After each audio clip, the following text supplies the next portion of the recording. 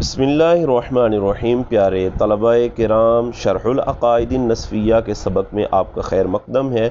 آج ہمارا سبق نمبر 18 ہے۔ گزشتہ سبق کے اندر ہم یہ بات بیان کر کے آ چکے ہیں کہ مخلوق کے لیے اسباب علم 3 ہیں، حواس سلیمہ ہے، خبر صادق ہے اور عقل ہے۔ وجہ حصر بھی ہم بیان کر چکے۔ پھر اس پر جو اعتراض ہوا تھا کہ سبب سے آپ کی کیا مراد ہے، تو وہ سبب سے جو مراد تھی وہ بھی ہم نے بیان کی ہے، اعتراض بھی ہوا تھا، جواب بھی اس کا دے چکے ہیں۔ آج کے سبق کے اندر ماتن رحمۃ اللہ تعالی علیہ تینوں اسباب کی الگ الگ سے ڈیٹیل بیان کرنے کی طرف، تفصیل بیان کرنے کی طرف جا رہے ہیں۔ تو سب سے پہلے حواس کا ذکر ہوا تھا، تو حواس کی تفصیل جو ہے وہ ماتن رحمۃ اللہ علیہ نے شروع کی ہے اور شارح رحمۃ اللہ علیہ نے اس کی شرح فرمائی ہے۔ آج کے سبق کے اندر یہ بیان کیا جائے گا کہ حواس جن کے ذریعے سے مخلوق کو علم حاصل ہوتا ہے وہ 5 ہیں، جن کو 5 سینس کہا جاتا ہے۔ اور ساتھ ہی یہ بات بھی بیان کی جائے گی کہ حواس باطنہ کہ جن کو فلاسفہ ثابت کرنے کی کوشش کرتے ہیں وہ ہمارے نزدیک ثابت نہیں ہے۔ اس کے ساتھ ساتھ جہاں پر جو ہے وہ حواس خمسہ کا ذکر کیا جائے گا کہ یہ حواس جو ہے جن کے ذریعے سے مخلوق کو علم حاصل ہوتا ہے، اس کے ساتھ ساتھ شارح علیہ رحمہ اس قوت حاسہ کا محل بھی بیان فرمائیں گے کہ یہ قوت حاسہ کہاں پر رکھی گئی ہے، کہاں پر ودیعت کی گئی ہے۔ تو آئیے پہلے عبارت کی طرف چلتے ہیں، پھر اس کا ترجمہ اور ساتھ اس کی تفصیل بھی بیان کرتے جائیں گے۔ فرماتے فالحواس جمع حاسۃ بمعنى القوة الحاسہ، خمس بمعنى ان العقل حاکم بالضرورت بوجودها، واما الحواس الباطنة التي تثبتها الفلاسفة فلا تتم دلائلها على الاصول الاسلامیہ۔ السمع وهي قوة مودعة في الأسب المفروش في مقعر السماخ تدرك بها الأصوات بطريق وصول الهواء المتكيف بكيفية الصوت إلى السماخ، بمعنى أن الله تعالى يخلق الإدراك في النفس عند ذلك۔ یہاں تک پہلے دیکھ لیں۔ فرماتے ہیں حواس، تو شارح رحمۃ اللہ تعالی نے فرمایا کہ جمع حاسۃ، حواس حاسہ کی جمع ہے۔ اچھا، فالحواس کے اوپر جو فا آ رہا ہے یہ فا تفصیلیہ ہے، تو شارح نے فرمایا کہ یہ حاسہ کی جمع ہے۔ حاسہ کہتے ہیں بیمان القوت الحاسہ، احساس کرنے والی قوت کے معنی میں ہے، یعنی وہ قوت کے جو احساس کرتی ہے، جو محسوس کرتی ہے اور جس کے ذریعے سے علم حاصل ہوتا ہے، اس کی بات یہاں پر کر رہے ہیں۔ تو فرماتے ہیں فالحواس خمس، حواس جو ہیں وہ 5 ہیں، یعنی جن کو 5 سینس کہا جاتا ہے۔ یہ بنیادی طور پر کتابوں میں پڑھائے جاتے ہیں۔ 5 سینس یہ 5 ہیں۔ کہتے ہیں آپ نے 5 ہونے کا جو حکم لگایا ہے یہ کس طرح آپ نے لگا دیا ہے، ہو سکتا ہے زیادہ ہوں۔ تو شارح رحمۃ اللہ تعالی علیہ فرماتے ہیں کہ اس وجہ سے ہم نے ان کے 5 ہونے کا حکم لگایا کہ بیمانہ ان العقل حاکم بالضرورت بوجودہا، کہ عقل جو ہے بدیہی طور پر انہی کے پائے جانے کا فیصلہ کرتی ہے، کہ یہی وہ 5 حواس ہیں کہ جن کے ذریعے سے مخلوق کو علم حاصل ہوتا ہے، وہ یہی ہیں، یعنی وہ 5 ہی ہیں۔ یہاں سے آگے سے ایک اعتراض ہوتا ہے کہ آپ نے کہا کہ حواس 5 ہیں، حالانکہ حواس تو 5 نہیں ہے بلکہ 10 ہیں، جیسا کہ حواس باطنہ وہ بھی 5 ہیں کہ جن کو فلاسفہ جو ہے وہ ثابت کرتے ہیں۔ آپ نے ان کو کیوں خارج کر دیا، یا آپ نے ان کا ذکر کیوں نہیں کیا؟ وہ بھی تو حواس ہیں، ان کے ذریعے سے بھی تو علم حاصل ہوتا ہے۔ تو اس اعتراض کا جواب شارح علیہ رحمہ دیتے ہیں۔ فرماتے ہیں وَأَمَّا الْحَوَاسُ الْبَاطِنَةُ، بہرحال حواس باطنہ جس کا ہم کئی مرتبہ پہلے بھی ذکر کر چکے، جیسے حس مشترک ہے، خیال ہے، وہم ہے، قوت متصرفہ ہے، حافظہ وغیرہ۔ فرماتے ہیں وَأَمَّا الْحَوَاسُ الْبَاطِنَةُ، بہرحال جو حواس باطنہ ہے، الَّتِي تُثْبِتُهَا الْفَلَاسِفَةُ، جن کو فلاسفہ ثابت کرتے ہیں، فَلَا تَتِمُّ دَلَائِلُهَا عَلَى الْأُصُولِ الْإِسْلَامِيَّةِ، ان حواس کی جو ہے وہ ان کے دلائل تام نہیں ہیں، ان کے دلائل جو ہے وہ تام نہیں ہیں۔ تو ان کے جب دلائل تام نہیں ہیں،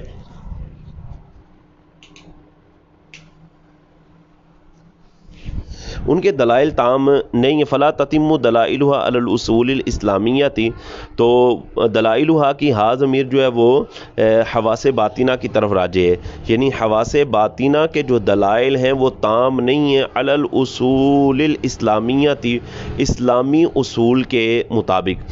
اچھا یہاں پر یہ بات بھی میں آپ کو بیان کرتا چلوں کہ فلاسفہ جو ہے وہ ان کو ثابت کیوں کرتے ہیں، حواس باطنہ کو ثابت کرنے کی طرف کیوں جاتے ہیں؟ ان کو وہ ثابت اس لیے کرتے ہیں کہ ان کا ایک ضابطہ ہے، وہ کہتے ہیں کہ ایک فاعل مختار دو اثروں کا مبدا اور علت نہیں ہو سکتا، ایک فاعل مختار دو اثروں کا مبدا اور علت نہیں ہو سکتا۔ تو کہتے ہیں جب جو ہے وہ ایک فاعل مختار دو اثروں کا مبدا اور علت نہیں ہو سکتا تو ہر ایک کے لیے یعنی ہر ایک چیز سے ایک چیز ہی ثابت، ایک اثر ہی ثابت ہوگا، یہ ان کا نظریہ ہے۔ تو لہذا اس بنا پر وہ کہتے ہیں کہ حواس ظاہرہ الگ ہیں اور حواس باطنہ الگ ہیں۔ ہمارے نزدیک جبکہ یہ معاملہ ہے، ہمارے نزدیک ہم کہتے ہیں کہ ایک فاعل مختار سے کئی اثر ظاہر ہو سکتے ہیں، اور یہ جو فلاسفہ کی بات میں نے آپ کے سامنے بیان کی یہ آپ ہدایت الحکمت وغیرہ میں پڑھ چکے ہیں۔ بہرحال ہمارے نزدیک ایک فاعل مختار کئی اثر جو ہے وہ ظاہر فرما سکتا ہے، اس سے کئی اثر ظاہر ہو سکتے ہیں، جیسا کہ قرآن مجید فرقان حمید میں اللہ رب العزت نے ارشاد فرمایا ہے کہ فعال لما یرید، کہ اللہ تبارک و تعالی جو چاہتا ہے وہ فرماتا ہے۔ تو ہمارے نزدیک چونکہ حواس باطنہ ثابت نہیں ہے تو اس بنا پر ہم ان کا ذکر بھی نہیں کرتے۔ اچھا، حواس خمسہ میں سے جو پہلا حاسہ انہوں نے بیان کیا، فرماتے السمع، وہ ہے حاسہ قوت سماعت۔ وہ کیا ہے؟ حاسہ قوت سماعت۔ یہاں پر ایک سوال یہ سمجھ لیں یا اعتراض سمجھ لیں کہ حواس تو قوت باصرہ بھی ہے، شامہ بھی ہے، اسی طرح قوت لامسہ بھی ہے، اور اسی طرح قوت ذائقہ بھی، تو آپ نے قوت سم کو، قوت سامعہ کو سب سے پہلے کیوں ذکر کیا ہے؟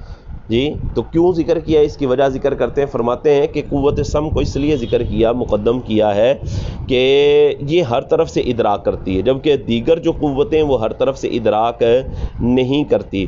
اور اسی طرح اگر دیکھا جائے تو قرآن مجید فرقان حمید میں بھی اللہ رب العزت نے قوت سم کو جو ہے وہ پہلے ذکر فرمایا ہوا ہے، جیسے فرمایا وَجَعَلْنَا لَهُمْ سَمْعًا وَأَبْصَارًا، تو پہلے سم کا ذکر ہے پھر ابصارا۔ اسی طرح ایک مقام پر ارشاد فرمایا ان السمع والبصر، ان السمع والبصر، تو یہاں پر بھی سم کا ذکر پہلے اور بصر کا ذکر بعد میں ہے۔ اسی طرح پہلے پارے کے اندر اللہ رب العزت نے ارشاد فرمایا کہ ختم اللہ علی قلوبہم وعلی سمعہم وعلی ابصارہم، کہ اللہ تبارک و تعالیٰ نے مہر کر دی ان کے دلوں پر، ان کی سماعتوں پر اور ان کی بصارت پر۔ تو یہاں پر بھی قوت سم کا ذکر جو ہے وہ قوت بصر سے پہلے ہے۔ دو باتیں ہوگی۔ تیسری بات یہ کہ بہت سارے مسائل دینیہ جو ہے وہ سم پر موقوف ہیں، تو قوت سم پر یعنی ایسے سمجھ لیں کہ بہت سارے مسائل دینیہ کا دار و مدار ہے، تو اس بنا پر ماتن رحمۃ اللہ تعالی علیہ نے قوت سم کا ذکر پہلے فرمایا ہے۔ اچھا، وہی قوت ان سے شارح رحمۃ اللہ تعالی علیہ قوت سم کا محل ذکر کر رہے ہیں، قوت سم کا محل ذکر فرمانے لگے، فرماتے ہیں وہی قوت، یہ وہ قوت ہے مودعۃ، جس کو رکھا گیا ہے، جس کو ودیت کر دیا گیا ہے، فی الاسب المفروش فی مقعر السماخ، سماخ کہتے ہیں کان کے سوراخ کو، مقعر کہتے ہیں گہرائی کو، اور مفروش کہتے ہیں بچھا ہوا، عصب کہتے ہیں پٹھا۔ تو اب اس کا ترجمہ یہ ہوگا، یہ وہ قوت ہے جس کو رکھ دیا گیا ہے کان کے سوراخ کی گہرائی میں بچھے ہوئے پٹھے میں، یعنی الٹ ترجمہ کرتے آئیں گے بات سمجھ آ جائے گی۔ سماخ سے ترجمہ کریں گے، یہ وہ قوت ہے کہ جس کو کان کے سوراخ کی گہرائی میں بچھے ہوئے پٹھے میں رکھ دیا گیا ہے۔ کان کا جو سوراخ ہوتا ہے، اس سوراخ کی گہرائی کے اندر ایک پٹھا بچھایا ہوا ہے، وہ پٹھا جو ہے وہ محل ہے اس قوت سم کا۔ اچھا، اس قوت سم کے ذریعے کیا کیا کیا جاتا ہے، کن چیزوں کا ادراک ہوتا ہے؟ تو فرماتے تدرک بہا الاصوات، اس قوت سم کے ذریعے سے آوازوں کا ادراک کیا جاتا ہے۔ کن کا کیا جاتا ہے؟ آوازوں کا ادراک کیا جاتا ہے، لیکن کس طریقے پر؟ کہتے ہیں بطریق وصول الہواء المتکیف بکیفیت الصوت الی السماخ، اس معنی میں کہ ہوا کے پہنچنے کے طریقے سے، اور وہ ہوا المتکیف بکیفیت الصوت، جو آواز کی کیفیت کے ساتھ متکیف ہوتی ہے، وہ ہوا کے پہنچنے کے طریقے سے، اور وہ ہوا کہاں تک پہنچتی ہے؟ الی السماخ، کہاں تک؟ کان کے سوراخ کی گہرائی میں جب وہ پہنچتی ہے، سماخ ویسے کہتے ہیں کان کے سوراخ کو، تو کان کے سوراخ تک جب وہ ہوا پہنچتی ہے تو پہنچتے ہی فوراً جو ہے وہ پٹھا اس چیز کا ادراک کرتا ہے کہ کیا کہا جا رہا ہے اور کس چیز کی آواز ہے۔ لیکن آگے جو ہے شارح رحمۃ اللہ تعالی نے اپنا عقیدہ بھی بیان فرمایا ہے کہ بیمان ان اللہ تعالی یخلق الادراک فی النفس عند ذالک، کہ اللہ تبارک و تعالی اس وقت یعنی جب وہ ہوا کان کے سوراخ کی گہرائی میں آواز کے ساتھ متکیف ہو کر پہنچتی ہے تو فوراً اللہ تبارک و تعالی اس وقت نفس میں آوازوں کے ادراک کو پیدا فرما دیتا ہے۔ تو اللہ تبارک و تعالی پیدا حقیقی مسبب جو ہے وہ اللہ تبارک و تعالی کی ذات ہے۔ اللہ تبارک و تعالی وہ قوت پیدا فرماتا ہے، اللہ تبارک و تعالی ادراک کو پیدا فرماتا ہے، تو اللہ کے پیدا کرنے سے وہ کان میں بچھا ہوا پٹھا جو ہے وہ آوازوں کا ادراک کرتا ہے۔ تو یہ جو حواس ہے یہ ظاہری سبب ہے، حواس کیا ہیں؟ یہ ظاہری سبب ہے، اور حقیقی ادراک کا سبب وہ اللہ تبارک و تعالی پیدا فرماتا ہے۔ اچھا، پیچھے یہ بات بھی ذکر ہوئی بطریق وصول الہواء المتکیف بکیفیت الصوت، کہ وہ ہوا کے پہنچنے کے طریقے سے وہ ہوا جو آواز کی کیفیت کے ساتھ متکیف ہوتی ہے۔ تو ہم جب بولتے ہیں تو یہ ہمارا بولنا، یہ ہماری آواز ہوا کے اندر متکیف ہوتی ہے، اور ہوا اپنے اندر اس کو لے کر جب کان کے سوراخ تک پہنچتی ہے تو فوراً وہ کان میں بچھا ہوا پٹھا جو ہے اس کا ادراک کرتا ہے۔ آپ نے دیکھا ہو بعض اوقات گاڑی میں بیٹھے ہو، شیشے اوپر ہو، تو باہر سے اگر کوئی بندہ آواز دے رہا ہو تو اندر بیٹھے بندے کو آواز نہیں آ رہی ہوتی۔ اس کی وجہ کیا ہے؟ اس کی وجہ یہ کہ ہوا نہیں اندر پہنچ رہی، ہوا پہنچے گی تو پھر آواز بھی پہنچ جاتی ہے۔ اور ساتھ ہمارا عقیدہ بھی یہ کہ اللہ تبارک و تعالی اس وقت نفس میں ادراک کو پیدا فرما دیتا ہے۔ تو یہ پہلی قوت سم ہے۔ اچھا، دوسری قوت، دوسرا حاسہ فرماتے والبصر وہی قوت مودعۃ فی الاسبتین المجوفتین اللتین تتلاقیان ثم تفترقان فتعدیان الی العینین تدرک بها الادواء والالوان والاشکال والمقادیر والحرکات والحسن والقبح وغیر ذلك مما يخلق اللہ تعالی ادراکها فی النفس عند استعمال العبد تلک القوہ۔ دوسری قوت، دوسرا حاسہ وہ قوت بصر ہے۔ قوت بصر کا محل کہاں پر ہے تو اس کو شارح رحمۃ اللہ علیہ بیان فرما رہے ہیں۔ فرماتے ہیں وہی قوت، یہ وہ قوت ہے مودعۃ جس کو رکھا گیا ہے فی الاسبتین ان دو پٹھوں میں، المجوفتین جو کھوکھلے ہیں، کھوکھلے دو پٹھوں میں جس کو رکھا گیا ہے، وہ دو کھوکھلے پٹھے اللتین تتلاقیان جو آپس میں مل جاتے ہیں، ثم تفترقان پھر دونوں جدا ہو جاتے ہیں، فتعدیان اور وہ دونوں پہنچتے ہیں الی العینین آنکھوں کی طرف، یعنی دماغ کا جو بالکل اوپر والا حصہ ہے اور آگے والا جو حصہ ہے وہاں پر یہ دو کھوکھلے پٹھوں میں قوت بصر کو رکھ دیا گیا ہے۔ اور یہ ہماری جو آنکھیں، آگے آنکھ کی جو پتلی وغیرہ ہے، یہ سمجھ لیں یہ ظاہری طور پر ہے، حقیقتاً جو ہے وہ ادراک کرنے والی جو چیز ہے وہ پیچھے جو ہے وہ پٹھے ہیں کہ جن کا تعلق جو ہے دماغ کے اگلے حصے سے اور جو دو کھوکھلے پٹھوں میں رکھے گئے ہیں۔ آپ نے بعض اوقات دیکھا ہوگا کہ ڈاکٹر کے پاس جائیں اور نظر ویک ہو، نظر کمزور ہو یا زیادہ نظر کمزور ہو گئی ہے، بند ہو گئی ہے، تو ڈاکٹر چیک کرتا ہے آیا پیچھے نور ہے یا نہیں۔ تو نور ہو تو ڈاکٹر کہتا ہے اس کا علاج ممکن ہے۔ وہ نور کیا ہوتا ہے؟ وہی پٹھے ہوتے ہیں جی، جن کا ذکر جو ہے وہ شارح علیہ رحمہ نے فرما دیا ہے۔ فرماتے ہیں وہی قوت، یہ وہ قوت ہے جس کو رکھ دیا گیا دو کھوکھلے پٹھوں میں، وہ دو کھوکھلے پٹھے اللتین تتلاقیان جو آپس میں مل جاتے ہیں، اوپر جا کے وہ ملے ہوتے ہیں، ثم تفترقان پھر دونوں وہ جدا ہوتے ہیں، فتعدیان الی العینین اور وہ دونوں پہنچتے ہیں دونوں آنکھوں کی طرف، تدرک بها الادواء جن کے ذریعے سے روشنیوں کا ادراک کیا جاتا ہے، والالوان رنگوں کا ادراک کیا جاتا ہے، والاشکال اور شکلوں کا ادراک کیا جاتا ہے، والمقادیر اور مقداروں کا ادراک کیا جاتا ہے، والحرکات اس طرح حرکتوں کا ادراک کیا جاتا ہے، والحسن والقبح حسن خوبصورتی اور بدصورتی اور اس کے علاوہ دیگر چیزوں کا ادراک کیا جاتا ہے، لیکن کس طور پر؟ وہی نظریہ ہمارا یہاں پر یہ کہ یہ ظاہری سبب ہے، مما یخلق اللہ تعالی ادراک فی النفس عند استعمال العبد تلک القوہ، کہ اس وجہ سے کہ اللہ تبارک و تعالی اشیاء کا ادراک پیدا فرما دیتا ہے، فی النفس نفس میں، کب؟ عند استعمال العبد تلک القوہ، کہ جب بندہ ان قوتوں کو یا اس قوت بصر کو استعمال کرتا ہے، تو قوت بصر کے استعمال کرتے ہی اللہ تبارک و تعالی اشیاء کا ادراک پیدا فرما دیتا ہے۔ تو حقیقی طور پر ادراک پیدا کرنا یہ اللہ تبارک و تعالی کی طرف سے ہے، اور مجازن یا ظاہری طور پر یہ سبب بھی پایا جاتا ہے۔ اچھا، آگے جو ہے وہ تیسری قوت حاسہ کا ذکر فرمانے لگے، فرماتے وشم، اور شم یعنی سونگنا، بصر کا معنی تھا دیکھنا، سم کا معنی تھا سننا، اور شم بمعنی سونگنا، وہی قوت، یہ وہ قوت ہے، مودعۃ فی الزائدتین، جس کو رکھ دیا گیا دو گوشت کے ٹکڑوں میں، زائدتین دو گوشت کے ٹکڑوں میں، النابتتین جو دونوں اگے ہوئے ہیں یا دونوں ابھرے ہوئے ہیں، فی مقدم الدماغ دماغ کے اگلے حصے میں، الشبیحتین اور وہ دو ٹکڑے ایسے ہیں جو مشابہ ہیں، بی حلمتا یہ صدی، بی حلمتا یہ صدی، کہ جو صد کہتے ہیں پستان کو اور حلم کہتے ہیں سرے، پستان کے دونوں سیروں کے مشابہ ہیں، تدرک بہ الروائح، اس قوت شم کے ذریعے سے ادراک کیا جاتا ہے بوؤں کا، بو کون سی ہے؟ خوشبو ہے یا بدبو ہے؟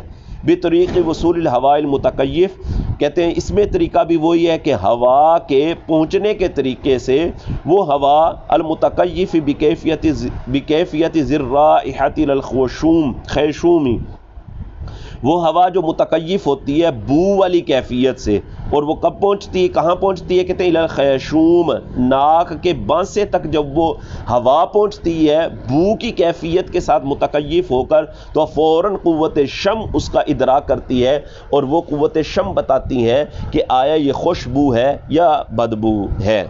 تو آپ کو سمجھ آئی یہ بات؟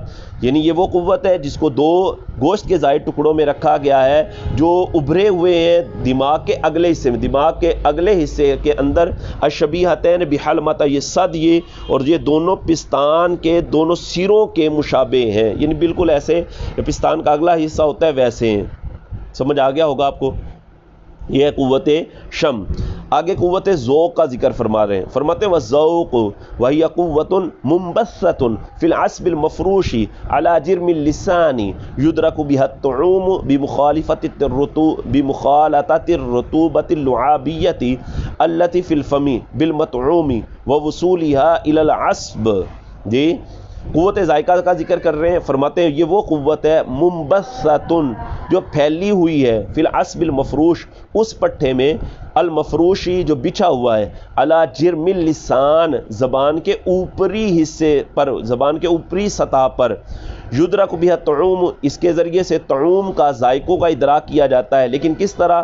بمخالطۃ الرطوبۃ اللعابیہ، رطوبت لعابیہ کے ملنے کے ساتھ، وہ رطوبت لعابیہ التی فی الفمی جو منہ کے اندر ہوتی ہے، کس کے ملنے کے ساتھ؟ بالمطعوم، وہ چیز جو کھائی جا رہی ہے اس کے ساتھ جب رطوبت لعابیہ ملتی ہے، اور وہ رطوبت لعابیہ فرماتے ہیں وَوُصُولِهَا، وہ رطوبت لعابیہ پہنچتی ہے الی العصب اس پٹھے تک جو پٹھا زبان کی اوپری سطح پر جو ہے وہ بچھایا ہوا ہے، تو فوراً قوت ذائقہ ادراک کرتی ہے اور بتاتی ہے کہ اس چیز کا ذائقہ میٹھا ہے، کڑوا ہے، پھیکا ہے، کیا ہے۔ سمجھ آئی بات؟ دوبارہ پھر سن لیجئے، یہ وہ قوت ہے منبثۃ فی العصب المفروش جو اس پٹھے میں بچھی ہوئی ہے، جو پٹھا اس پٹھے میں پھیلی ہوئی ہے، جو پٹھا بچھا ہوا ہے زبان کی اوپری سطح پر، جس کے ذریعے سے کھانوں کا، طعام کا، طعوم کا ادراک کیا جاتا ہے رطوبت لعابیہ کے ملنے کے ساتھ۔ وہ رطوبت لعابیہ التی فی الفمی جو منہ کے اندر ہوتی ہے، وہ کہاں پر ملتی ہے؟ بالمطعوم، کھانوں کے ساتھ جب وہ مل جاتی ہے جی، تو پھر وَوُصُولِهَا اور وہ رطوبت لعابیہ پہنچتی ہے العصب اس بچھے ہوئے پٹھے تک، تو فوراً قوت ذائقہ ادراک کر جاتی ہے۔ رطوبت لعابیہ رطوبت لعابیہ کیسے بنتی ہے، یہ کہاں سے بنتی ہے؟ یہ زبان کے نیچے آپ دیکھیں گے تو دانے دانے سے بنے ہوتے ہیں، تو یہ دانے دانے جو زبان کے نیچے سے بنے ہوتے ہیں، اس سے رطوبت لعابیہ پیدا ہوتی ہے۔ اللہ اکبر! اس سے کیا ہوتی ہے؟ رطوبت لعابیہ بنتی ہے، رطوبت لعابیہ پیدا ہوتی ہے۔ قوت ذائقہ کا ذکر ہو گیا، آگے آخری حادثہ ذکر فرمانے لگے ہیں جی، وہ ہے قوت لمس واللمس، قوت لامسہ بھی جس کو چھونے والی قوت کہا جاتا ہے۔ فرماتے وہی قوت المنبسط فی جمیع البدن، یہ وہ قوت ہے جو پھیلی ہوئی ہے فی جمیع البدن، پورے بدن میں۔ ویسے تو یہاں جمیع البدن پورا بدن فرمایا گیا، لیکن اکثر بدن میں، کیا اکثر بدن کی بات ہے، کیونکہ بعض چیزیں ایسی ہیں کہ جن میں قوت لامسہ نہیں ہوتی، جیسے ہڈی وغیرہ ہوتی ہے، بال ہوتے ہیں، بال ہے نا، بال ہے تو یہ بھی تو جسم کا حصہ ہے، بدن کا حصہ ہے، لیکن ان میں قوت لامسہ نہیں، اس کو چھو لو، اس کو کاٹ لو، اس پہ کوئی اثر نہیں ہوتا۔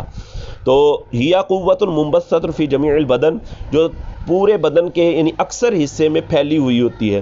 تدرک بها الحرارۃ والبرودۃ والرطوبۃ والیبوسۃ جی ونحو ذالک، اور اس کے ذریعے سے حرارت یعنی گرمی، برودت یعنی ٹھنڈ، رطوبت طری، والیبوست خشکی، وغیر ذالک ونحو ذالک، اس طرح دیگر چیزوں کا ادراک کیا جاتا ہے عند التماس والاتصال به، چھونے کے وقت، والاتصال به، اور ان چیزوں کے اس کے ساتھ متصل ہونے کے وقت، یعنی جب کوئی شے کیا کہتے ہیں بدن کو ٹچ کرتی ہے یا بدن کسی کو چھوتا ہے، تو پھر ایسی صورت میں وہ قوت لامسہ ادراک کرتی ہے اور بتاتی ہے کہ یہ چیز کس طرح کی ہے، گرم ہے، ٹھنڈی ہے، کیا ہے۔ تو یہ پانچوں کے پانچ حواس آپ کے سامنے ہم نے ذکر فرما دیے۔ آگے فرماتے ہیں وَبِكُلِّ حَاسَةٍ مِّنْهَا أي مِنَ الحواس الخمس توقف اے یطلع یا یطلع، دونوں طرح پڑھ سکتے ہیں، علی ما وضعت ہی تلک الحاسۃ لہ، یعنی ان اللہ تعالی قد خلق کل من تلک الحواس لادراک اشیاء مخصوصۃ کالسمع للاصوات والذوق للطعوم والشم للروائح لا یدرک بها ما یدرک بالحاسۃ الاخری۔ اچھا یہاں سے بات بیان کریں گے، میں خلاصتاً بات بیان کر دوں کہ ایک حادثہ جس چیز کا ادراک کرتا ہے، دوسرا حادثہ بھی کیا اس چیز کا ادراک کر سکتا ہے یا کرنا ممکن ہے؟ تو اس حوالے سے یہ بات یاد رکھیں کہ ایک حادثہ جس چیز کا ادراک کرتا ہے، دوسرا حادثہ اس کا ادراک نہیں کرتا، یعنی اس کا کرنا پایا نہیں جاتا، پایا نہیں وقوع نہیں ہے۔ کیا امکان ہے؟ یعنی ایک حادثہ جس چیز کا ادراک کرتا ہے، کیا دوسرا حادثہ بھی اس چیز کا ادراک کر سکتا ہے؟ ممکن ہے، تو ممکن تو ہے، ممکن تو ہے، بہرحال ممکن ہونے میں بھی اختلاف کیا گیا ہے، لیکن وقوع ہے یا نہیں ہے؟ تو وقوع تو بالاتفاق نہیں ہے، بالاتفاق وقوع نہیں ہے۔ مطلب کیا؟ مطلب یہ کہ ایک حادثہ جس چیز کا ادراک کرے گا، دوسرا حادثہ اس چیز کا ادراک نہیں کرتے گا۔ جیسے آنکھ ہے، قوت باصرہ ہے، تو یہ مبصر کا ادراک کرتی ہے، لیکن قوت سامعہ اس کا ادراک نہیں کر سکتی مبصر کا۔ سمجھ آئیے بات؟ تو وقوع تو نہیں ہوا، اس میں اتفاق ہے، اور امکان میں اختلاف ہے۔ اسی چیز کو سمجھ لو کہ آگے شارح اور ماتن مل کر بیان فرما رہے ہیں۔ فرماتے ہیں وَبِكُلِّ حَاسَةٍ مِّنْهَا، اور ان حواس میں سے ہر ایک حادثے کے ساتھ، منہا کی ہا ضمیر کا مرجع شارح نے بیان کیا ای من الحواس الخمس، یعنی ان حواس خمسہ میں سے ہر حادثے کے ساتھ توقف اے یطلع، اس کو یطلع بھی پڑھ سکتے ہیں، اطلاع پائی جاتی ہے۔ کس چیز پر اطلاع پائی جاتی ہے؟ علی ما وضعت، جس کے لیے اس علی ما وضعت ہی ای تلک الحاسہ، جس کے لیے اس حادثے کو بنایا گیا اس چیز کی اطلاع پائی جاتی ہے، لہو یعنی اس چیز کے لیے۔ یعنی کیا مطلب؟ فرماتے ہیں ان اللہ تعالی، بے شک اللہ تبارک و تعالی قد خلق کل من تلک الحواس، اللہ تبارک و تعالی نے ان حواس میں سے ہر حادثے کو پیدا کیا ہے لِإِدْرَاكِ اشیاء مخصوصۃ، مخصوص چیزوں کو جاننے کے لیے اللہ تبارک و تعالی نے ان حواس میں سے ہر حادثے کو پیدا کیا ہے۔ جیسے کہتے ہیں کالسمع للاصوات، جیسے قوت سمع کو آوازوں کے لیے، والذوق للطعوم، قوت ذائقہ کو طعوم یعنی ذائقوں کے لیے، والشم للروائح، اور قوت شامہ کو بوؤں کے لیے اللہ نے پیدا کیا ہے، یہ بوؤں کا ادراک کرتی ہیں۔ تو فرماتے ہیں لا یدرک بہا، نہیں ادراک کیا جا سکتا، ان میں سے کسی ایک کے ساتھ بھی ما یدرک بالحاسۃ الاخری جس چیز کا ادراک کیا جاتا ہے دوسرے حاسے سے. تو باعتبار وقوع تو بالاتفاق ایسا نہیں ہے، یہ باعتبار وقوع یعنی ایک حادثہ جس چیز کا ادراک کرتا ہے دوسرا حادثہ اس چیز کا ادراک نہیں کرتا. وقوع کے اعتبار سے یہاں پر سارے ہی متفق ہیں. آیا ممکن ہے یا نہیں ہے تو اس میں اختلاف ہے. بہرحال اصل یہ ہے جیسا کہ ہم شارح بیان کریں گے. فرماتے وہ اما انہ حل یجوز فی ذالک، کیا یہ ممکن بھی ہے، یعنی ایک چیز جس چیز کا ادراک کر رہی ہے کیا دوسرا حادثہ بھی اس چیز کا ادراک کر سکتا ہے، کیا یہ ممکن ہے؟ کہتے ففیہ خلاف بین العلماء، اس میں علماء کا اختلاف ہے. والحق الجواز، لیکن درست جو ہے وہ جواز ہی ہے، ممکن ہی ہے. لما، اس وجہ سے کہ ان ذالک بمحض خلق اللہ تعالی من غیر تحسین للحواس، کیونکہ یہ ادراک کرنا مخصوص حادثے کا، مخصوص چیزوں کا ادراک کرنا یہ محض فرماتے اللہ تبارک و تعالیٰ کے پیدا کرنے سے، من غیر تاثیر للحواس، حواس کو کوئی تاثیر حاصل نہیں، تاثیر حقیقی ان کو بالکل بھی حاصل نہیں. یہ تو ظاہری سبب ہے، سمجھ رہے بات.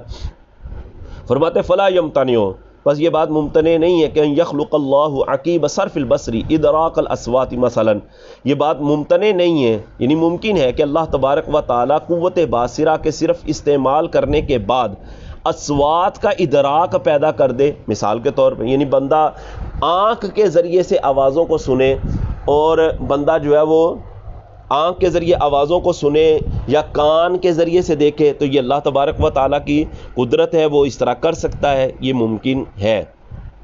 ٹھیک ہے. آگے ایک اعتراض ہوتا ہے، اور وہ اعتراض شارح بیان کریں گے، اس کا جواب بھی دیں گے. معترض اعتراض کرتا ہوا کہتا ہے کہ آپ نے کہا کہ جی ایک چیز کا جس چیز سے، ایک حادثے سے جس چیز کا ادراک کیا جاتا ہے اسی حادثے سے دوسری چیز کا ادراک نہیں کیا جا سکتا. یہ بات تھی نا، یعنی ایک حادثے سے ایک چیز کا ادراک کر رہے ہیں تو اسی چیز کا ادراک دوسرے حادثے سے نہیں ہو سکتا. معترض اعتراض کرتا ہوا کہتا ہے ہم آپ کو دکھاتے ہیں کہ ایک حادثہ ہے اور وہ دو چیزوں کا ادراک کر رہا ہے. جیسے زبان ہے نا، زبان، تو زبان پر آپ نے جناب کوئی چیز رکھی ہے، وہ میٹھی بھی ہے گرم بھی ہے، تو فوراً زبان میٹھی ہونے کا بھی ادراک کرے گی کہ یہ میٹھی ہے بتائے گی، اور ساتھ اس کے گرم ہونے کا بھی ادراک کرے گی کہ یہ گرم ہے. اب دیکھیں یہ قوت ذائقہ جو ہے وہ تو زبان کے اوپر پھیلی ہوئی ہے، تو وہ تو کسی چیز کا ذائقہ بتا سکتی ہے، لیکن گرم ہونا ٹھنڈا ہونا یہ کس نے بتایا ہے؟ یہ کام تو قوت لامسہ کا تھا. یعنی ایک ہی قوت دیکھے دو چیزوں کا ادراک کر گئی ہے، یعنی وہ ذائقے کا بھی ادراک کر گئی ہے اور چھونے کا بھی وہ ادراک کر گئی ہے. تو آپ کا یہاں پر قاعدہ ٹوٹ رہا ہے.